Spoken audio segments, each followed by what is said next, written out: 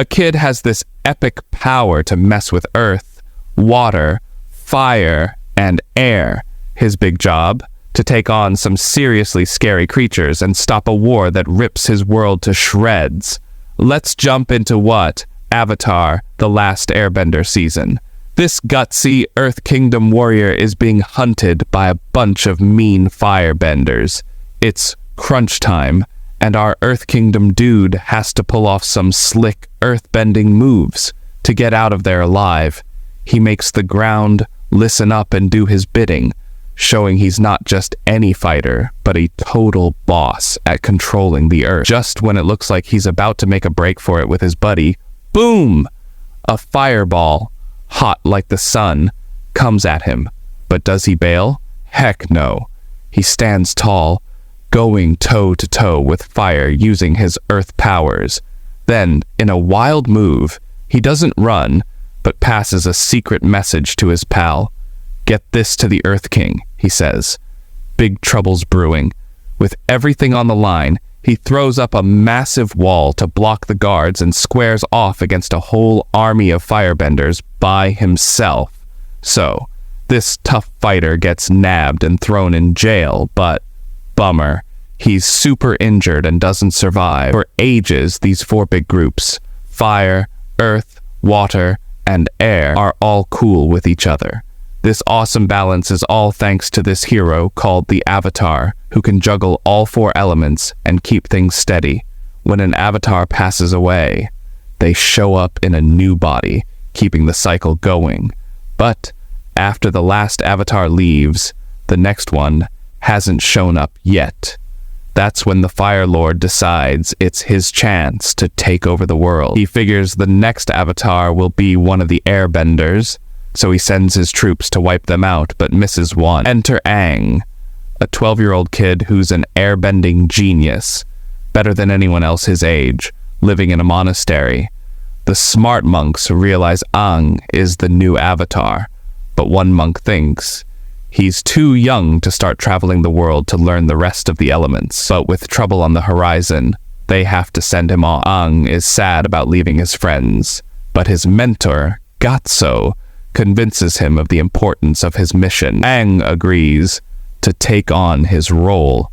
That night, Aang and his giant fluffy buddy, Appa, go out to play, unaware that the Fire Lord's army is about to attack their home. The Airbenders fight back, but the villains, powered up by a comet, are too strong. The Fire Nation thinks they've defeated all the Airbenders. Aang, not knowing the danger, decides to head back.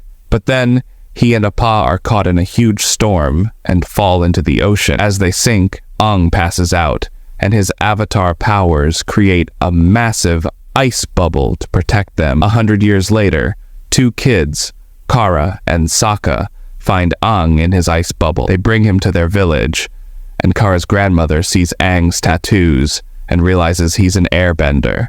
As soon as Aang wakes up from a long sleep, a prince named Zuko spots a bright light in the sky. Zuko, from the Fire Nation, quickly figures out that the Avatar is back. He sees this as his big chance to make his dad proud and earn his spot back home as the future king. When Aang wakes up, he finds himself far from home and starts searching for his big furry friend, Oppa. With a little whistle, he calls Oppa, and they reunite. After sharing his icy adventure, Aang learns that his people, the Airbenders, no longer exist, which makes him very sad. To make him feel a bit better, Kara shares her own tough story about losing her mom to the Firebenders, and how her dad went off to fight them. Kara is one of the last people who can bend water in her tribe, because the Fire Nation has been very harsh to them. One day, while showing Aang her water powers, Kara spots a ship and realizes it's the bad guys. She rushes back to warn everyone. It turns out they're looking for Aang, not just because he's the last airbender, but because he's the special Avatar. Kara decides to keep Aang safe, and when Zuko shows up, Sokka tries to stand up to him, but gets in trouble since he can't bend water. Just when things look bad for Sokka, Aang jumps in to help with his staff and soon their whole tribe joins the fight. Seeing that Zuko might hurt the whole village, Aang chooses to go with Zuko to keep his new friends safe. But Aang's friends, Sokka and Katara, won't leave him behind and follow on Oppa. Meanwhile, Aang manages to sneak out of where he's kept, but gets hit by a fireball. Right before falling into the water, Sokka saves him, and they all escape together. Knowing they can't go back to the village, they decide to visit Aang's old home. Here, Aang sees what happened after the fight and finds his teacher's body, which makes him really sad. Suddenly, his tattoos glow, and he accidentally starts a big wind, putting his friends in danger. Luckily, he calms down and stops the wind. Feeling stronger and more determined, Aang decides he needs to learn to control all the elements to fix the world. Aang, while exploring a monastery, makes friends with a flying lemur. This new friend decides to join Aang and his friends on their trip to Koshi Island. When they get there, they're surprised when the island's fighters, led by Suki, grab Aang's friend, Katara and Sokka. But then something magical happens. A statue's eyes start glowing, and everyone realizes Aang is the special new avatar. Suki, doing what her mom said, tells them they can stay, but only for 2 days. The next day, Katara gets up super early to practice her water skills from a scroll her grandma gave her. Meanwhile, Aang tries to learn from Avatar Koshi by thinking hard, and Sokka learns fighting moves from Suki. Just as Aang connects with Avatar Koshi, the Fire Nation attacks the village. The tribe's leader, Yukari, tries to protect her people by saying no, strangers are on the island, but the enemy doesn't believe her. Suddenly, Prince Zuko shows up, looking for trouble, and Katara has to face him. She's still learning, so she struggles. But then something amazing happens. The ancient Avatar Koshi uses Aang to fight, showing off her awesome powers and scaring off the bad guys. After the fight, everyone on the island looks up to Aang, giving them hope. Before leaving, Sokka gets a sweet goodbye kiss from Suki, who also gives him her fan as a keepsake.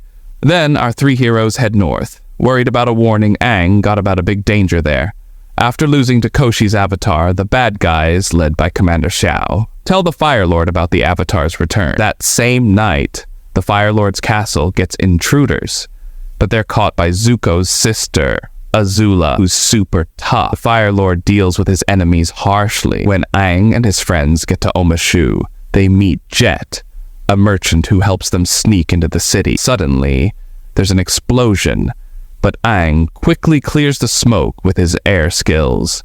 This shows Tao, a local, that Aang can bend air, and he invites them to stay at his place, offering a safe spot in the middle of chaos. In the city of Omashu, Aang and his friends, Katara and Sokka, learn from Sai about the many attacks by the firebenders, who have spies everywhere. The war has brought so much sadness that Aang decides to pause his journey northward to help the people of Omashu. However, one afternoon, Katara catches Sai talking to a Fire Nation spy and realizes Sai is a traitor. She teams up with Jed, a friend they met earlier, to follow Sai into the forest. But it's a trap, and they're ambushed by the enemy.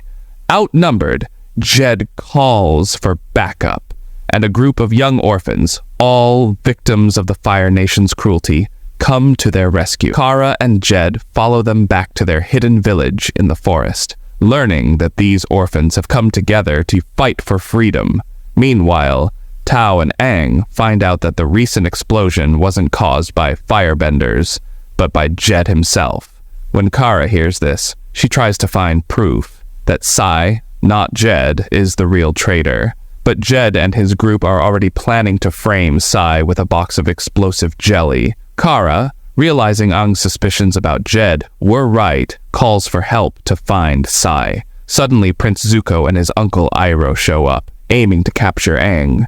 Aang tells Katara and Sokka to go to the palace, while he fights Zuko. Katara, during the fight, stops one of the orphans from attacking with a well-aimed water blast. The fight draws the city guards, forcing Zuko and Iroh to run away because the city had his firebenders. In the house, Aang is captured, accused of arson. In jail, he meets General Iroh, again and learns that Iro, unlike others in the Fire Nation, is against the war. Aang is then taken to the king and is shocked to find out it's Bumi, an old friend from his childhood.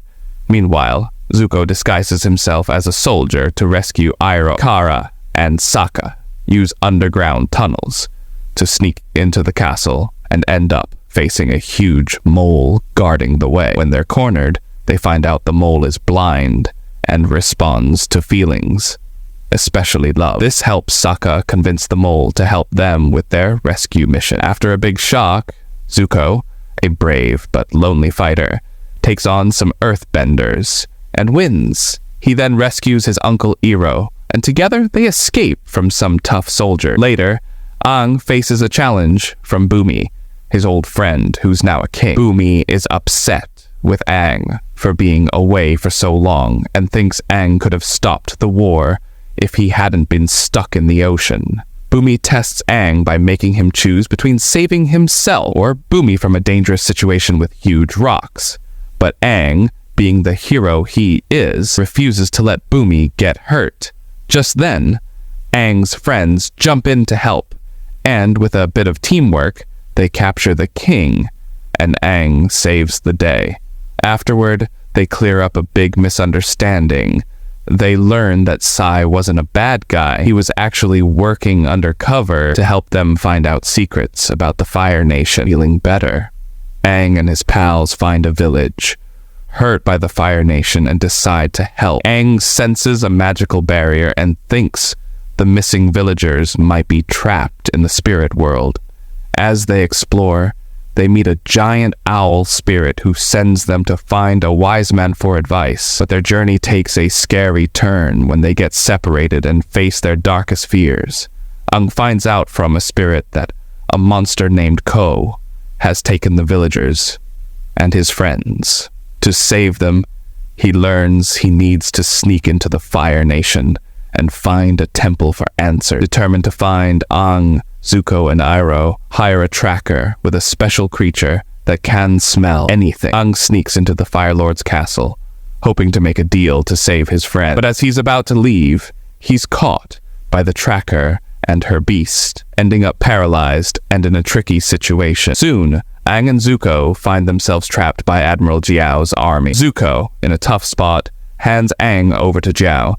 That night, as Jiao's men celebrate, they don't notice an enemy sneaking into their fortress. This mysterious hero battles through the firebenders, frees Aang, and together they make a daring escape across the rooftops. When cornered, the mysterious ally uses Aang as a shield, betting on Jiao's need to keep Aang alive. Threatened, the admiral orders his men to let them go. Once safe, Aang learns his rescuer was Zuko, deciding to help him avoid capture. Hiding away, Aang learns about the scar on Zuko's face, a harsh punishment from his own father for opposing cruel plans. Aang sends Zuko back to his ship, wishing they could have been friends under different circumstances. Later, Aang seeks help from the spirit world, bargaining with the spirit Ko to free his friends and the lost villagers in exchange for a totem. The next morning, Zuko faces a new danger, a search warrant with his name on it. Admiral Jiao, seeking revenge, tricks Zuko, leading him into a trap filled with explosive danger. Despite the betrayal, Aang and his friends safely arrive in Agnya, where they're warmly welcomed by the tribe's chief and introduced to important figures like Master Pakku and Princess Yue.